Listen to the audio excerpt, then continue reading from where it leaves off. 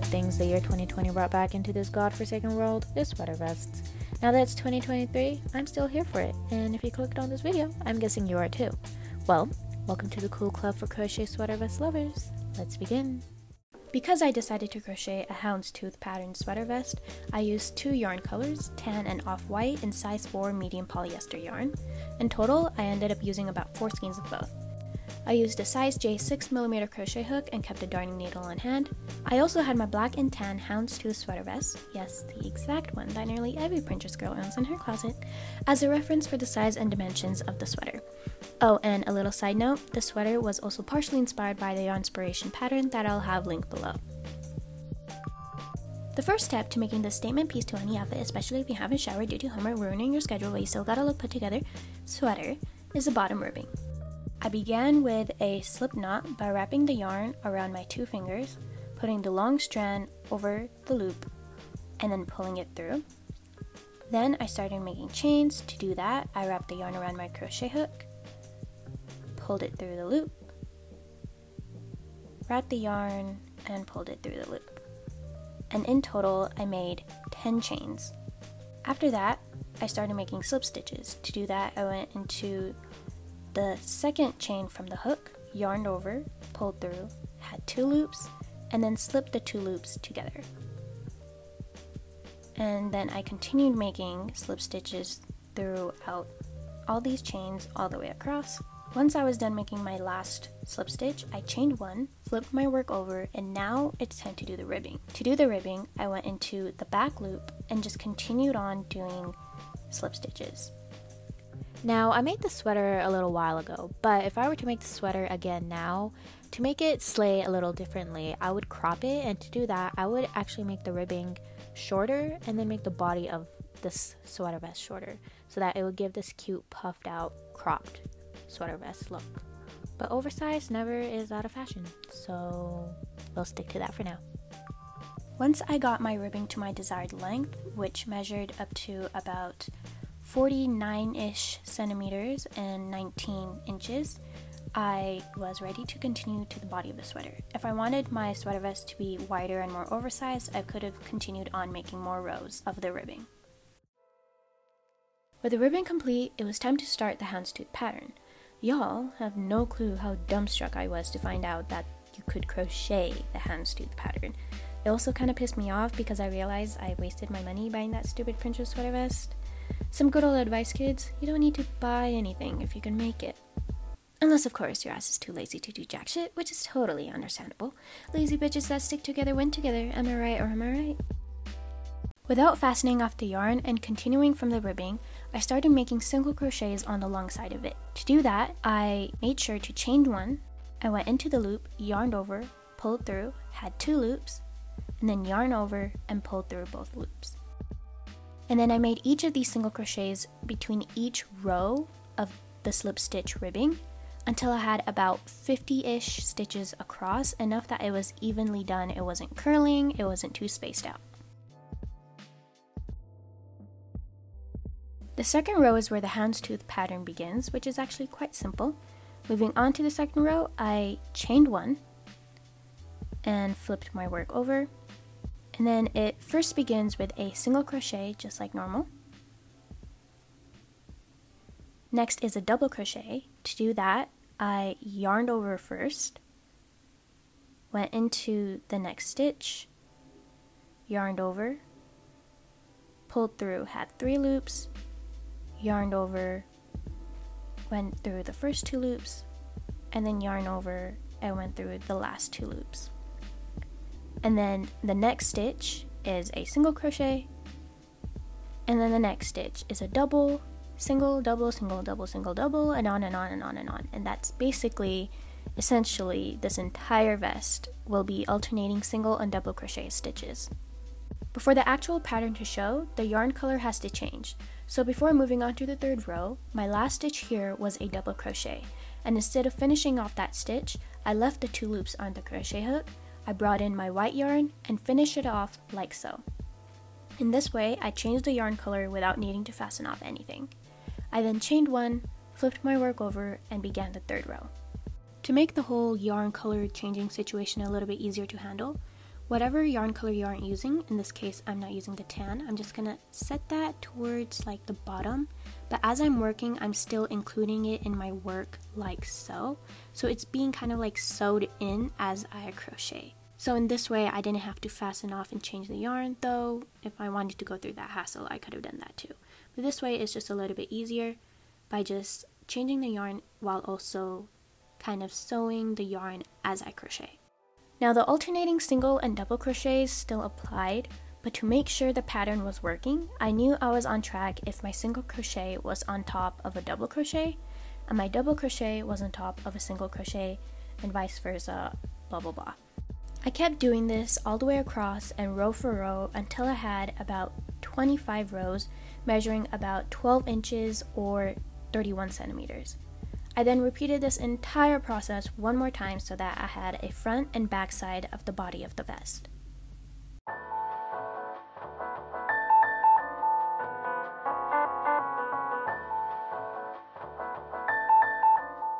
Using one of the panels, I started the back side by fastening off the yarn. Then using a new piece of yarn, in this case for me it was white. Now the pattern says to skip the first 4 stitches and start doing work in the 5th stitch, but my dumbass not only counted the 4 stitches to skip, I actually ended up going into the 4th stitch, but ignoring that, it didn't cause too much of a problem. I basically skipped those first few stitches and then started doing the normal houndstooth pattern from there. Then when I came towards the end, again I skipped the last 4 stitches. From here I went in again and changed the yarn color to move on to the second row. Moving on to the next row, I chained 1, flipped my work over, but from here I did something slightly different. I started decreasing from here. So I went in to do a single crochet, but I didn't finish it, and then I went into the next stitch, yarned over, pulled through, had 3 loops, and then pulled through all 3. That is a single crochet together stitch, so that makes 2 single crochets into 1, so it decreases the stitches. And so after doing that one, I did the houndstooth pattern all the way across. Then when it came towards the end, I did the same thing. I single crocheted together the last 2 stitches.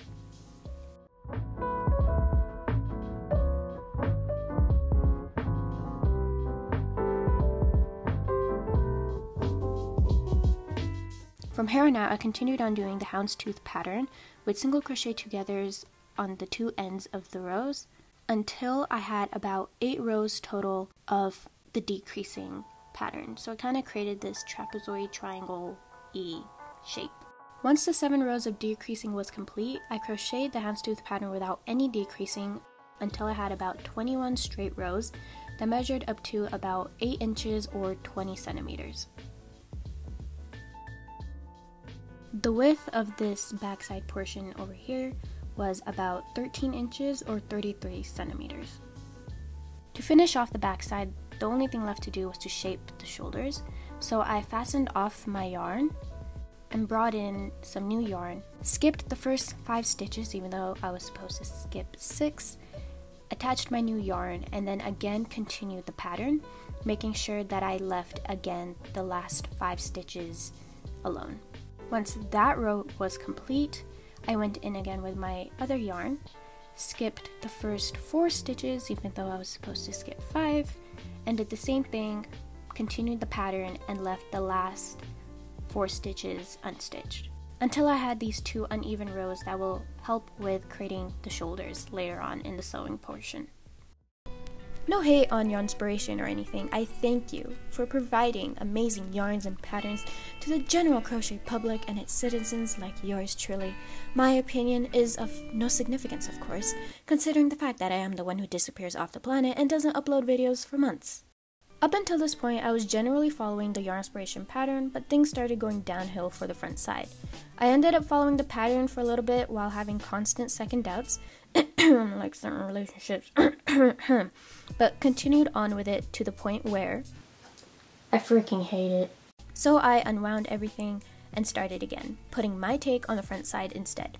For the first part, I did the exact same decreasing thing as the back side, so the same 7 rows of decreasing. With that complete, I began the V-neck.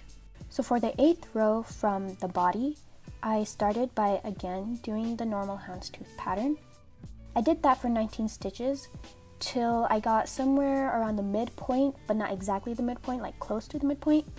And then for the 20th stitch, what I did was I did single crochet together to start decreasing.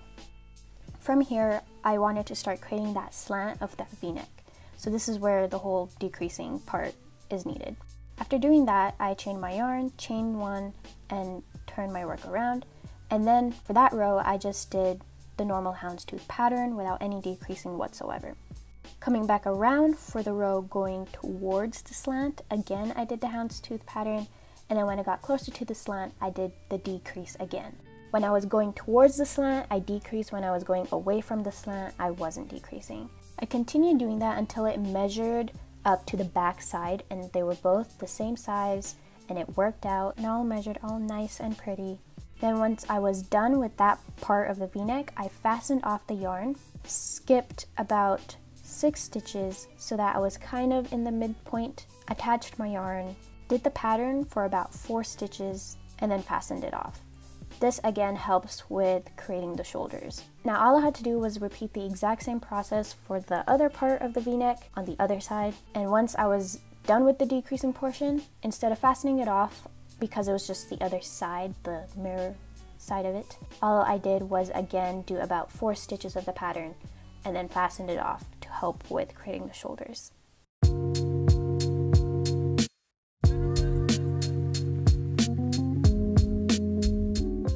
The armhole ribbing was exactly like the bottom ribbing, just a bit smaller and not as cool. I crocheted about 6 chains and made slip stitches into the back loops for the ribbing effect, similar to the bottom ribbing.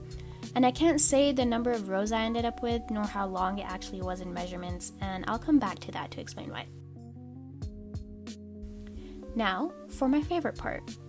The stitching plan for this project was to sew along the sides of the sweater vest and along the top, and then to sew on the armhole ribbing.